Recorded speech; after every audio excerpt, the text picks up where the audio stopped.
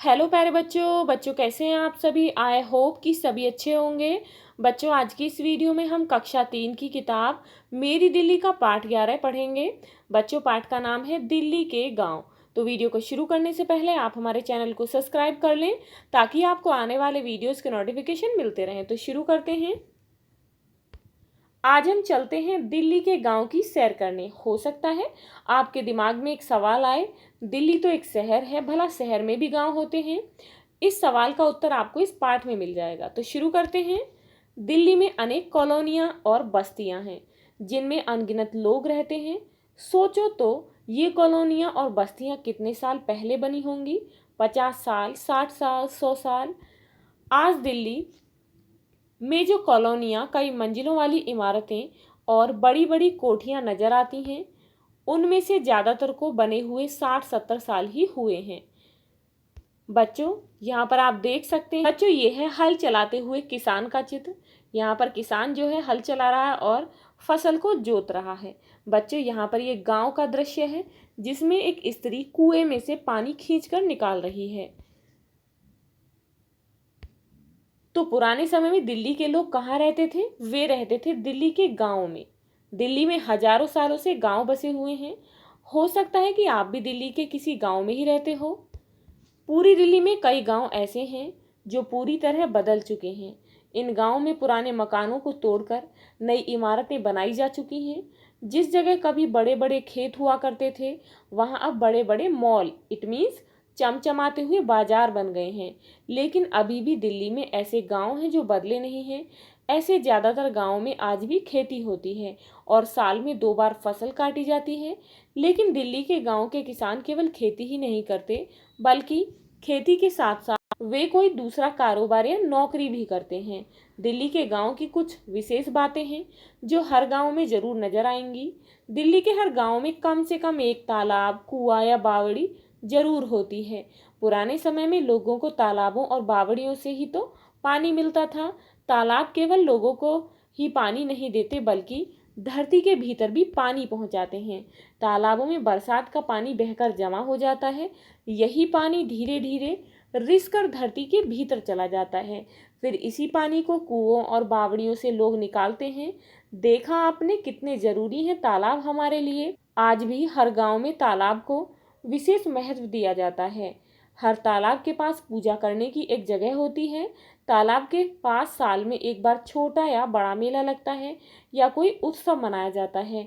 आजकल लोग कुएं, बावड़ियों का इस्तेमाल नहीं करते, इसीलिए धीरे धीरे वे सूखने लगे। कई कुएं, बावड़ियां बिल्कुल सूख चुकी हैं, लेकिन आज भी गांव के तालाबों का सब मिलजुल कर ख्याल रखते हैं।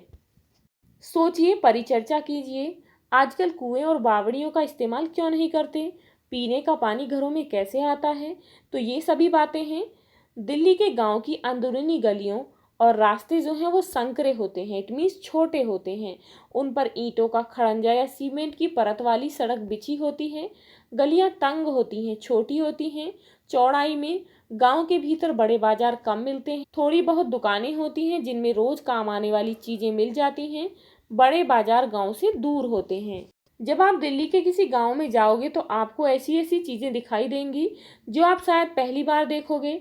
मिट्टी का बना चूल्हा तो आपने कभी ना कभी देखा ही होगा। ईंटों को मिट्टी से लीप कर भी चूल्हा बनाया जा सकता है। तो बच्चों आप इस चित्र में देख सकते हैं, यहाँ पर जो है, ये जो है बच्चों रसोई घर है और ये है एक पुराने घर टूटे हुए का। ये बच्चों टूटा हुआ घर है, ये पुराना है, इसका चित्र है। इसमें उपले, कोयले या लकड़ियां जलाकर खाना बनाया जाता है। किसमें? चूल्हे में। दिल्ली के गांव में आप देखोगे कि टूटे हुए मटके को भी चूल्हे की तरह इस्तेमाल किया जा सकता है। मटके का निचला हिस्सा टूट जाए तो उसे उलटकर मिट्टी से लीप देते हैं। इसमें उपले भरकर सुलका लेते हैं। सुलगते उपलों पर दूध भरा बर्तन रख देते हैं। वह धीरे धीरे गर्म होता रहता है। इस अनोखे चूल्हे का नाम है हरी, इट मीन्स इसे हरी कहते हैं। गांव में आपको शायद पशुओं का चारा काटने वाला बड़ा गंडासा भी दिखाई दे जाए। चारा काटने वाली मशीन भी शायद दिखाई दे जाए। लेकिन अब गांव में भी लोग गाय भैंस कम ही पालते हैं, इसीलिए गंडासे की ज़रूरत भी कम हो गई है। आपको गांव में कुछ पुरानी इमारतें और घर भी नजर आएंगे। दिल्ली के गांव के लोग आपस में बात करते हैं।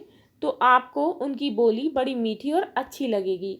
तुम्हें उनकी बात तो समझ में आ जाएगी, लेकिन हो सकता है कुछ शब्द बिल्कुल नए हो तुम्हारे लिए, जैसे कि एक शब्द है ढठनी। जानते हो इसका मतलब? इसका मतलब होता है बच्चों दोस्त, मित्र को कहते हैं। बोली में इस अंतर का कारण यह है कि हिंदी भाषा के कई रूप हैं।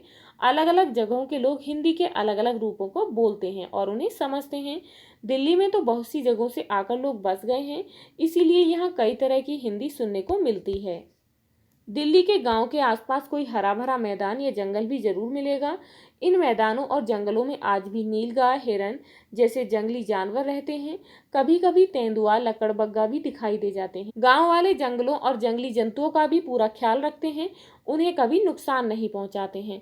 तो बच्चों, ये था आपका चैप्टर दिल्ली के गाँव। बच्चों, आपको इस पाठ के क्वेश्चन आंसर की वीडियो प्लेलिस्ट में दी गई है, आप वहां पर जाकर देख सकते हैं।